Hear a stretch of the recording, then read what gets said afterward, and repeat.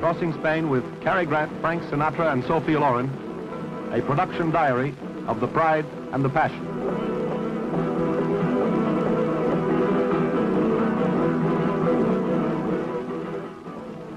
My name is Margaret Clark, and this is the ancient Spanish city of Toledo. 7 months ago, I was a 5th grade teacher in the Los Angeles school system. I was granted a year's sabbatical leave for field study in Europe. After I arrived in Spain, I found myself hired by Stanley Kramer Productions as chief bookkeeper on the Kramer film production of The Pride and the Passion. Sophia Loren is being very businesslike here. She's really wonderfully relaxed with a great sense of humor and a vast knowledge of the works of Ella Fitzgerald and Perry Como. You won't know how beautiful she is until you see her in color.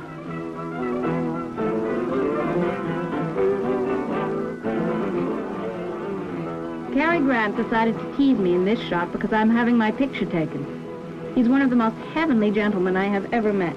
Oh dear, time has a way of passing too quickly. I saw most of Spain with The Pride and the Passion, and I think that I should mention that I worked with Frank Sinatra, too. Oh dear, time flies. This is Pedro Vidal, the assistant casting director for the picture. He can speak French, English, and Spanish, and has a marvelous smile. He asked me for a date. He asked me if he could show me Toledo on our day off. I accepted. My Spanish roommate, Conchita Umbria, would agree that this could help my Spanish greatly, particularly if Pedro decides to speak Spanish. At the end of each day, the publicity car drove us home, because Conchita was in the publicity department. We had a swimming pool, an apartment with a large balcony, and a beautiful view, and a lot of other things which made it, if you'll pardon the expression, my pride and my passion. Oh dear, time has a way of passing too quickly. I won't say that I was thinking more of the next day's date with Pedro than I was of my work. But of course I did look forward to improving my Spanish. That is, if Pedro didn't decide to practice his English. This is the house where the great painter Domenico Teocopoli, known as El Greco, lived and worked. Everything is preserved just as when he had lived here. The furniture is in the style of El Greco's time, which was from 1585 to 1611, as any schoolteacher such as I can tell you. Many of his paintings and experimental sculptures are here. 200 years before El Greco, the house was occupied by the Marqués de Villena, a known magician and enchanter. Something, I'm not quite sure what, was certainly enchanting me. We spent a half an hour inside the famous synagogue El Tránsito, looking at the exquisite facework of the purest style. El Tránsito was built in 1360. It is one of 2 synagogues in Toledo. In 1492, under the Spanish Inquisition, the building was handed over to the military order of Calatrava, many of whose knights are buried here. This is a walking 5 and dime store. That little borough is supposed to be older than Santa Claus.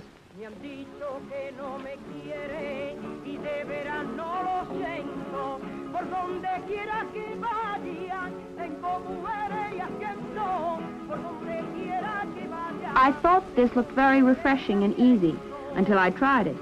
It was refreshing, all right. These little earthenware jugs are remarkable for the way they keep water cold in the hot Spanish sun, but I found them much more like shower baths. It takes practice. It also helps if you were born in Spain.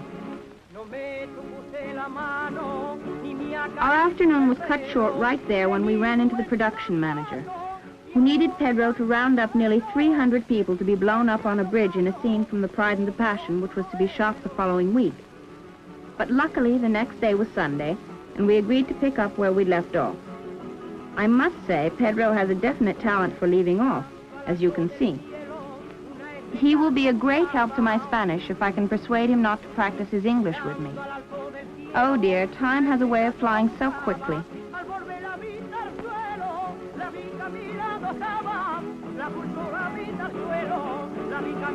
This was our apartment in Toledo, and this is Conchita Umbria, my roommate.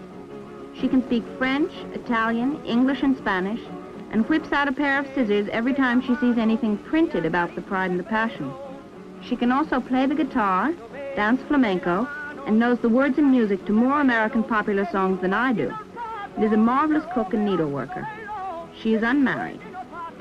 The foregoing was a paid political advertisement.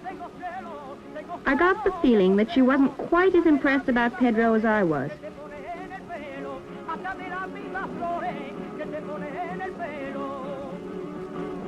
Not that I'd lost my head. I probably just liked sightseeing a great deal. Pedro was supposed to pick me up at 10 o'clock that Sunday morning, but by 10 minutes to 11, he still hadn't arrived. I began to get the sneaking hunch that he had been lured into a game of backgammon by Cary Grant and had forgotten all about our date. Then and there, I made plans to persuade Sophia Loren to give me lessons on how to be a femme fatale.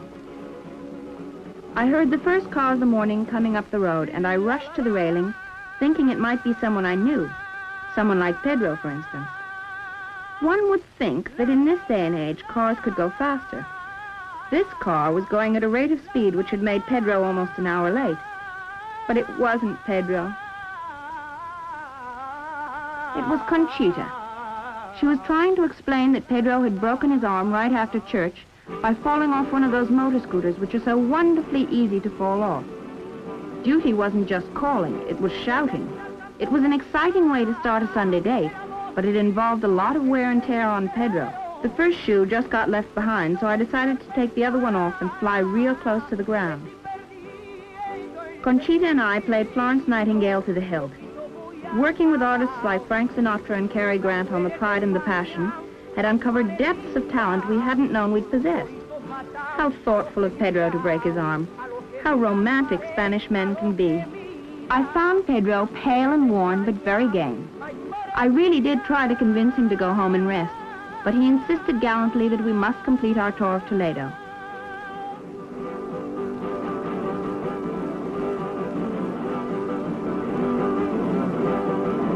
Toledo is Spain's national monument of exquisite beauty. In its long history, it has been invaded and occupied by Imperial Rome, Julius Caesar slept here, Visigoths, Arabs, and Christians. It is the capital of its province and residence of the Primate Archbishop of Spain.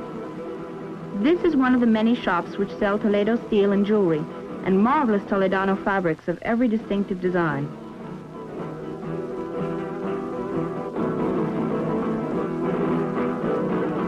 This native costume looks even more beautiful in color. It is the authentic regional costume worn for fiestas. Pedro had disappeared during my fashion show. Then he came out of nowhere with a most stunning pair of earrings.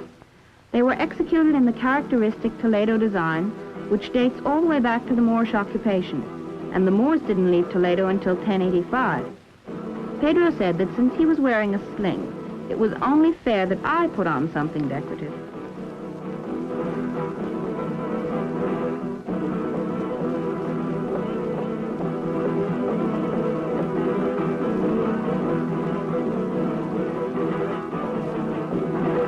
When we got to the next shop, I used the same kind of reasoning and bought him a souvenir tie clasp because he wasn't wearing any tie.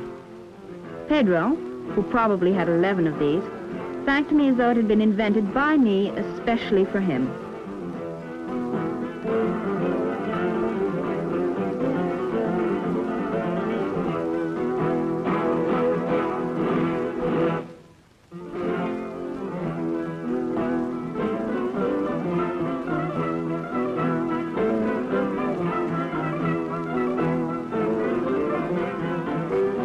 This is El Greco's greatest masterpiece, The Burial of the Conde de Orgaz.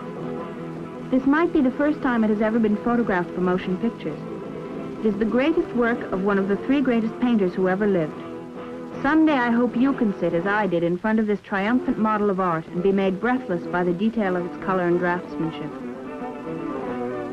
I was surprised and delighted to find this street sign. Pedro told me it resulted from a meeting of the mayors of Toledo, Ohio, and Toledo, Spain.